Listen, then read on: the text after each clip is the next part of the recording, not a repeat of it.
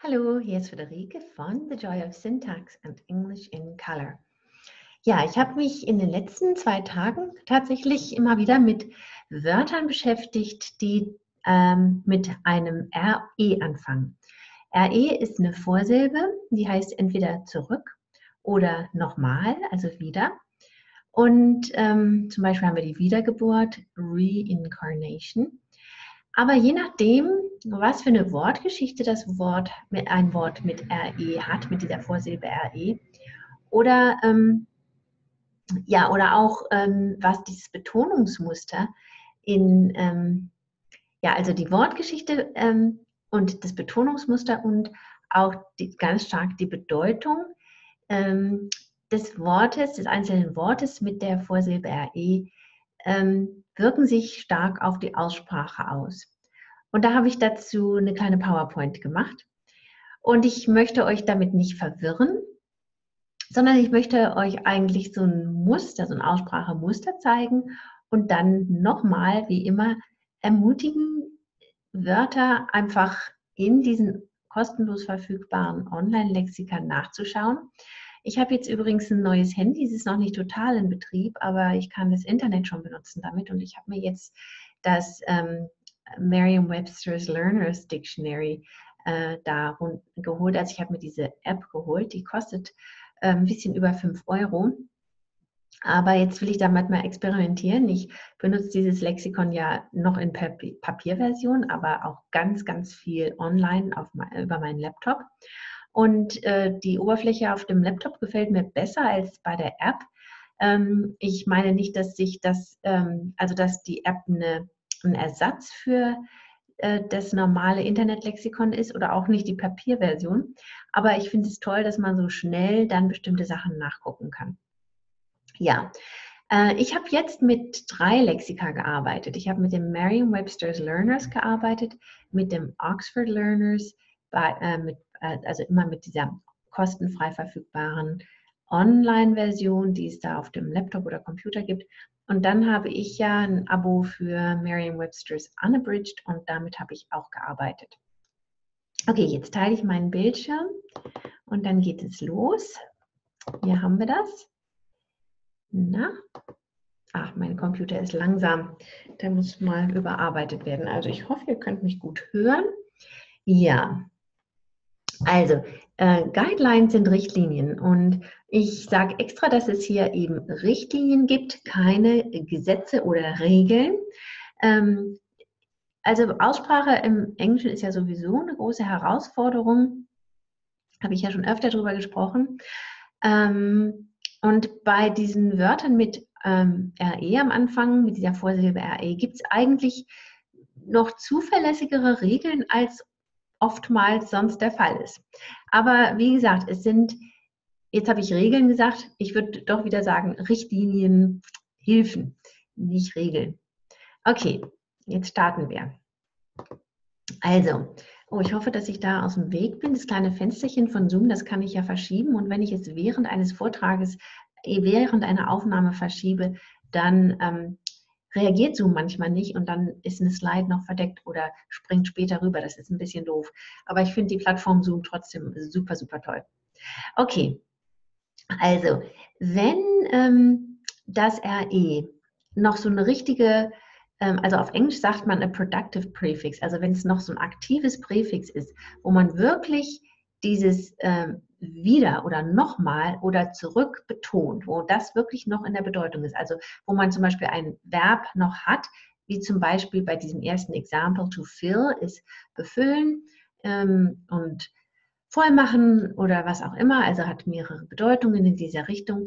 Und dann gibt es das Wort to refill und dann das Nomen a refill.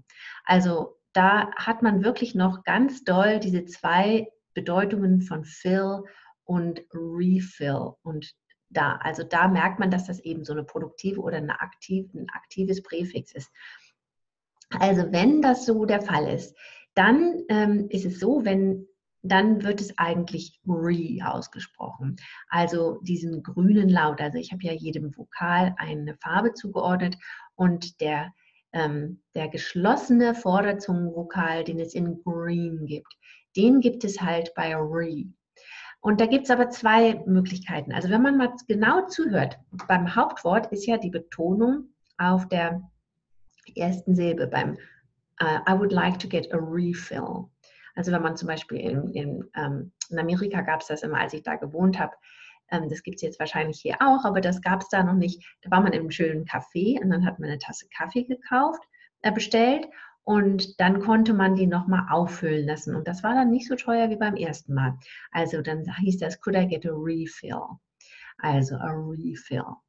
Und dann ist das Verb to refill. Also wenn da tatsächlich dann die Betonung von dem Präfix auf die Wurzel wandert, dann ist das ein kleines bisschen kürzer. Es ist nicht ein Pink Sound, aber es ist nicht mehr ganz so lang wie beim Green. Jetzt ist es so, dass es Merriam-Webster's Unabridged und auch Longman's Pronunciation Dictionary, da habe ich nur die Papierversion, hier die. Da auch, auch Oxford's Learners, die die unterscheiden nicht, aber Merriam-Webster's Learners macht dann dieses andere Zeichen. Also die lassen dann diesen Dehnungsdoppelpunkt weg. Und das finde ich auch stimmig. Also es gibt manchmal die Möglichkeit, dass auch das Verb auf der ersten Silbe betont wird. Da müsst ihr mal einfach hören, was verschiedene Leute machen. Also manchmal ist das so, also bei verschiedenen. Ich komme gleich noch auf ein paar andere Beispiele zu sprechen. Hört einfach mal, was die Leute machen. Nehmt es als Impuls, gut zuzuhören. Auf jeden Fall gibt es den Refill, den Remake und das Redo. Ja, also das sind Nomen. Refill, Remake, Redo. Und da ist auf jeden Fall das ein Green Sound. Und dann, wenn man dann eben die Verben auf der zweiten Silbe betont, dann wird es etwas kürzer. Refill, Remake, Redo. Aber es ist kein Ping Sound, dass wir Refill und Remake. Es ist Refill and Remake and Redo. Und dann gibt es Verben, also wo dann, also hier hatten wir ja bei Refill und to refill wirklich nur bei dem Verb dann Hauptbetonung auf der zweiten Silbe, aber es gibt halt auch Verben wie zum Beispiel to reappear, wo dann die Vorsilbe RE, auf jeden Fall eine Sekundärbetonung hat. Und dann ist es auch lang, reappear oder reappear. Und irgendwie ist es auch so, dass weil dieses Verb jetzt zum Beispiel auch noch mit einem Vokal auf der Wurzel beginnt, reappear, da dehnt es dann auch nochmal das Vorsilben-E. Also, das ist die erste Möglichkeit. Ihr könnt ja auch das Video auf Stopp machen und mal den Text nochmal lesen. Hier übrigens ist das Symbol, was es bei Merriam-Webster's und Oxford's Learner's Dictionary gibt. Und Merriam-Webster's Unabridged und Merriam-Webster's Collegiate, die nehmen dann dieses Zeichen. Merriam-Webster hat seine eigene Lautschrift entwickelt, die recht anders ist als die IPA, hat aber seit 2009 ein Learner's Dictionary im Angebot, online und offline. Und da benutzen sie die IPA, die aber ein kleines bisschen anders ist als die IPA in Oxford. Zuerst 2009 war ich sauer, dass die nicht einfach sich an die Oxford-Version gehalten haben. Ich dachte, IPA, International Phonetic Alphabet, warum nehmt ihr nicht dieselben Symbole? Aber über die Jahre bin ich doch dahin gekommen, dass ich diese IPA von Merriam-Webster's Learner's Dictionary bevorzuge, weil ich finde, dass sie präziser und dadurch hilfreicher für uns Lernende ist und uns Lehrende auch. Okay, hier sind wichtige Vokabeln aus dem Social-Media-Bereich, die tatsächlich noch nicht ihren Weg in diese großen Standardlexika gefunden haben. Aber ich denke, das ist nur eine Frage der Zeit und das wird sicherlich bald passieren. Also wir können ja bei Instagram oder auch bei Facebook etwas nochmal, also reposten, ne? Ich glaube, das kann man im Deutschen inzwischen auch sagen. Und dann haben wir das Nomen, a repost und a reshare, und die Verben sind to repost and to reshare. Sehr wichtig im Social-Media-Bereich, aber noch nicht in meinen Lieblingslexika angekommen. Gut, dann gibt es die Möglichkeit, wenn jetzt also die Vorsilbe RE schon sehr lange mit der Wurzel verquickt war und vielleicht oder auch besonders, wenn wenn es nicht mehr ein aktives Präfix ist, also wenn es dann nicht unbedingt, also wenn entweder die Wurzel gar nicht mehr in der Sprache ist als Wort, oder wenn die Bedeutung der Wurzel sich total verändert hat durch das Präfix, dann passiert eins von diesen 3 Dingen. Also, wenn die Vorsilbe unbetont ist und dann ein Vowel, ein Vokal folgt, wie bei react, dann ist es dieser abgeschwächte Green Sound, also dieser Green Sound, der nicht ganz so lang ist. Deswegen habe ich ihn blassgrün gemacht. React, react. Wir hören, es ist beinahe wie realize. Und realize ist ein Beispiel von realize ist eigentlich, warte mal, Moment. Realize ist ein gutes Beispiel, was mir noch gleich einfällt. Oh, also Entschuldigung, ihr werdet gleich sehen, warum ich hier jetzt so, also ja, to react. Und dann gibt es die Möglichkeit, dass die Vorsilbe unbetont ist und dass die Wurzel mit einem Konsonanten anfängt. Und dafür gibt es ganz, ganz, ganz viele Beispiele. Return oder Return. Hier ist es Merriam-Webster's Präsentation, also Darstellung oder EPA von Return. Das kann ja ein Verb oder auch ein Nomen sein. Ich habe jetzt mal das Verb genommen, aber die werden gleich ausgesprochen. Und Britisch-Englisch ist dann natürlich ohne postvokalisches R, also Return. Return, Return. Und Longmans hier weist darauf hin, und ich meine, das ist ein guter Hinweis, dass dieses Pink Return, Return und Return auch manchmal ein Schwa werden kann. Ein Return, Return. Das ist auch im Amerikanischen so, aber die amerikanischen Lexika sagen das nicht extra. Und da würde ich euch einfach einladen, spitzt die Ohren, wenn ihr eure Serien und Filme schaut oder eure YouTube-Dinger, und ich hoffe, ihr macht das.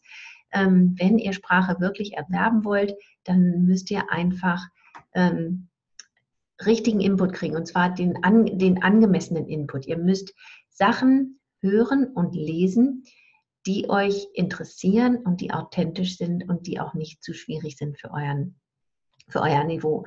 Und es eignen sich tatsächlich Kinderserien und Kinderbücher super für den Anfang. Natürlich kann man Teenagern damit nicht kommen, das ist eine Schwierigkeit. Aber wenn man schon ein bisschen größer ist, dann kann man wieder Kinderbücher lesen mit Freude, und das empfehle ich. Und sonst eben andere Dinge, die so ein bisschen einfacher sind. Ne? Aber da schweife ich jetzt gerade ab. Ich möchte nur immer wieder sagen, Spracherwerb, wirklich eine Sprache lernen, passiert nicht durch Grammatik- und Ausspracheunterricht, sondern das passiert durch Eintauchen und Nachahmen. Es ist aber so, dass wenn eine Fremdsprache noch wirklich fremd für uns ist, dann kann gutes Aussprachetraining und auch guter Grammatikunterricht, wenn die holistisch sind, die Kanäle sozusagen wieder öffnen und Spracherwerb ermöglichen und sehr unterstützen. Okay, jetzt haben wir die dritte Möglichkeit, dass diese Vorsilbe RE betont wird, entweder Primärbetonung oder Sekundärbetonung bekommt. Und dann, also wenn die Vorsilbe und das Präfix, also das Präfix und die Wurzel sehr verschmolzen sind. Und dann wird es ein Red Sound. Ein gutes Beispiel ist to recommend. To recommend. Oder die Schallplatte, record oder record. Record, record, record, record. Es ist ganz interessant, dass hier wirklich, das ist ein R-Sound im Amerikanischen und ein O-Sound im Britischen. Also ich lese die nochmal vor. Option 1, react. Option 2, return oder return oder return. Und Option 3, to recommend und record oder record. Ja, jetzt wollte ich Beispiele für die ganzen Dinge, also diese ganzen Muster bringen. Also Typ 1 Wörter. Also erklärt habe ich es ja mit den Wörtern refill und to refill und to reappear. Und jetzt sind hier noch ein paar Nomen. A recall, das ist so ein Rückruf in der Wirtschaft, wenn zum Beispiel Autos oder Computer defekt sind, serienmäßig, und dann hat man einen Rückruf, das ist a recall. Dann haben wir a replay, ne, wenn also jetzt ein Fußballspiel nochmal gespielt wird, weil es da irgendein Problem gab, dann ist es ein Replay. Dann haben wir den Reboot für den Computer und reboot the computer. Dann haben wir to readjust, to resurface, to reconstitute and to regain. Ja, bei React war mir erst keins eingefallen. Bei Realize, to realize, das ist doch kein Beispiel hierfür, weil realize ja auf der ersten Silbe betont wird. Also realize ist ein Beispiel für, ist nochmal tatsächlich ein Wort, wo sich die Vorsilbe und die Wurzel total verschmolzen, wo die verschmolzen sind, wo es auch nicht wieder oder zurück heißt, aber die Betonung ist auf der ersten Silbe und es ist realize, also es ist ein Green Sound, realize. Also das ist jetzt, aber das ist tatsächlich eine Spielart von diesem hier. Wir haben eine Verschmelzung von der Vorsilbe und die Betonung ist auf der ersten Silbe, aber es folgt ein Vokal. Also das habe ich jetzt hier in dieser Präsentation nicht drin. Das werde ich aber anpassen. Und übrigens, ich habe eine Facebook-Gruppe gegründet, eine geschlossene, die heißt English in Color. Und in die werde ich auch mal PDFs reingeben. Und da werde ich auch dieses PDF reingeben. Und das ist dann schon in der verbesserten Form. Okay. Gut, dann haben wir 2b-Beispiele. Also da gibt es unzählige. Das ist also, wenn die Vorsilbe RE nicht betont ist, aber nicht mehr so ganz offensichtlich wieder oder zurück heißt. Dann haben wir refurbish. Da ist die Bedeutung noch ganz nah dran, aber nicht genau das Gleiche. Also refurbish, und interessanterweise ist es im britischen Englisch refurbish mit einem langen I. Dann haben wir record and record. Refer, refer, revere, revere, reveal, rebel. Vorsicht, das Wort, das gibt es auch als Hauptwort, aber dann ist die Betonung auf der ersten Silbe, dann klingt es anders, das kommt gleich. Also rebellieren ist to rebel.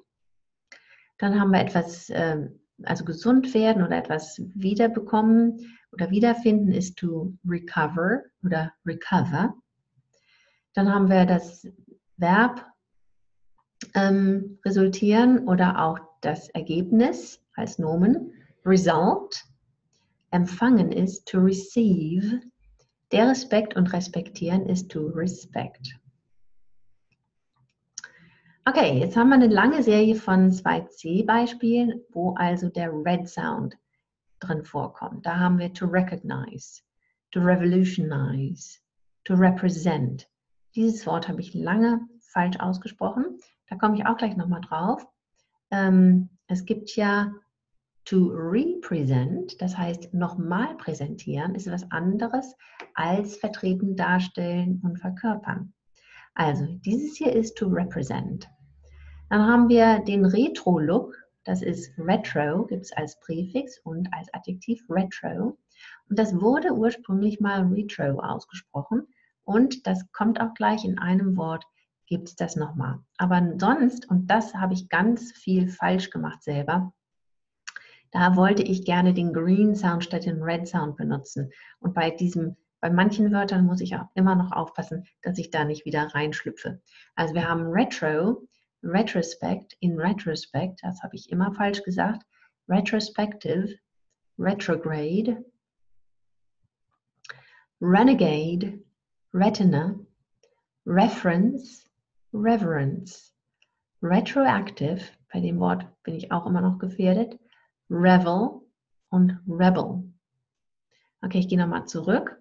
Recognize, revolutionize, represent, retro, retrospect, retrospective, retrograde, retrograde, renegade, retina or retina, reference, reverence, retroactive, revel and rebel. Ihr könnt ja immer das Video auf Stopp machen und dann könnt ihr euch auch einen Screenshot davon machen. Und wie gesagt, wenn ihr die Bedeutung nicht wisst, guckt es erst in einem der einsprachigen Online-Lexika nach und dann könnt ihr es in Dict-CC überprüfen, um dann eine deutsche Bedeutung zu finden, wenn ihr eine brauchen solltet. So, hier ist das Wort, was mit Retro beginnt, wo auch noch die Retro-Aussprache möglich ist. Die ist allerdings nicht in den Learners Dictionaries drin. Dieses Wort ist gar nicht da drin, glaube ich. Aber es ist in Merriam-Webster's Unabridged. Und da kann man also das retroflexe R, dieses was es im Amerikanischen ganz viel gibt, das ist Retroflex oder Retroflex. Und da kann man auch das Partizip nehmen, nämlich retroflexed oder retroflexed. Also wir haben ein Retroflex R oder ein Retroflex R oder ein Retroflexed R oder ein Retroflexed R. Und wir können Retroflex Articulation oder Retroflex Articulation haben. Da darf ich dann nochmal Retro sagen. Retroflex, das mag ich lieber, ist aber seltener. Retroflex, damit seid ihr auf der ganz sicheren Seite. Sonst korrigiert euch nochmal ein Native Speaker, aber da muss ich zwei Sachen sagen. Native Speaker korrigieren immer Variationen, die sie nicht kennen. Ich kann euch mal ein Beispiel aus dem Deutschen schnell geben. Der Weg wird auch manchmal der Weg ausgesprochen und weg wird manchmal weg ausgesprochen. Beides ist korrekt. Aber jemand, oder der König, ne, und der König, aber die Königleute könnten mal die Königleute verbessern, vor allen Dingen, wenn dann die beiden anfangen zu unterrichten. Ja. Gut, jetzt ist eine wichtige Gegenüberstellung von diesen Wörtern, also den einen, denen die schon richtig eine eigene Bedeutung bekommen haben und dann, wo dieses aktive Präfix noch ist. Also wir haben zum Beispiel erzählen ist to recount, recount. Und dann nochmal zählen, weil zum Beispiel das Ergebnis einem komisch vorkommt, ist to recount und das Nomen ist a recount. They had a recount, an election recount or a recount of the votes, let's say that, a recount of the votes. They recounted the votes. Ist anders als he recounted a tale. Also recount und recount. Dann haben wir to represent, das hatte ich ja vorhin schon erwähnt, das ist eben repräsentieren, darstellen, vertreten, verkörpern und so weiter. Und wir können aber auch etwas nochmal präsentieren. Eine Rechnung kann einem nochmal präsentiert werden und so weiter und so fort. Also das ist dann to represent, nochmal präsentieren. Dann haben wir to recover, das ist wieder gesund werden, auch etwas wieder erlangen oder wieder bekommen oder wieder erhalten oder wiederfinden, to recover. Also zum Beispiel auch wenn eine Datei kaputt gegangen ist, manchmal oder verschwunden ist, dann kann man die dann eben wiederfinden, also oder wiederherstellen. Das ist to recover, recover. Und dann haben wir nochmal etwas neu anstreichen zum Beispiel, oder nochmal neu bedecken, ist to recover. Ja. Und dann haben wir nochmal etwas neu, nochmal kreieren ist to recreate. Und das Nomen dazu ist die Recreation. Also ein guter Beispielsatz aus Oxford's Learners ist, the writer attempts a recreation of the sights and sounds of his childhood. Aber dann gibt es so die Beschäftigung in der Freizeit, so eine Freizeitbeschäftigung, das ist Recreation. Also the fields next to the school are used for recreation, also für Pause. oder Hobby. Hiking and gardening are our favorite recreations. Also in dem Fall ist das Hobbys oder Zeitvertreibe. Recreation und Recreation, zwei verschiedene Wörter. Sehr wichtig. Okay, ich hoffe, das hat euch Spaß gemacht und nicht verwirrt, sondern ermutigt, immer die Sachen einfach nachzuschlagen. Also spitzt die Ohren, wenn ihr kompetenten Native Speakers zuhört, die im Kontext reden, und im Zweifel schaut einfach nochmal im Lexikon nach. Und wenn ihr Hilfe dabei haben wollt, die IPA zu lernen oder Aussprachetraining machen wollt, dann wendet euch an mich. Ich habe ja 3 Online-Kurse für Aussprache und biete dazu in regelmäßigen Abständen jetzt ja Gruppencoaching an, und man kann auch jederzeit dazu 1:1 Coaching bekommen. Okay, ja, ich würde mich freuen, wenn ihr meinen Newsletter abonniert, wenn ihr Newsletter-Abonnenten von der English in Color Liste seid, dann könnt ihr auch zu mir in die Facebook-Gruppe kommen, wo ich ab jetzt einmal die Woche so Webinare anbiete, und ihr könnt mir dann per E-Mail Fragen zuschicken. Ja, ich weiß nicht, wie lange ich das mache. Ich mache das jetzt einfach mal und guck mal, ob das durchzuhalten ist. Ich finde das eine gute Idee, einfach schon mal so Kontakt zu bekommen. Ist doch ganz klar, dass Leute nicht einfach von mir kaufen können wollen. Die möchten erstmal mich mehr kennenlernen, und das können sie machen, indem sie halt mich auf YouTube angucken, auf meinen Facebook Lives angucken oder halt in die Gruppe kommen. Okay, gebt mir ein Like und teilt mein Video, da würde ich mich sehr drüber freuen, und ich sehe euch im nächsten Video. Tschüss!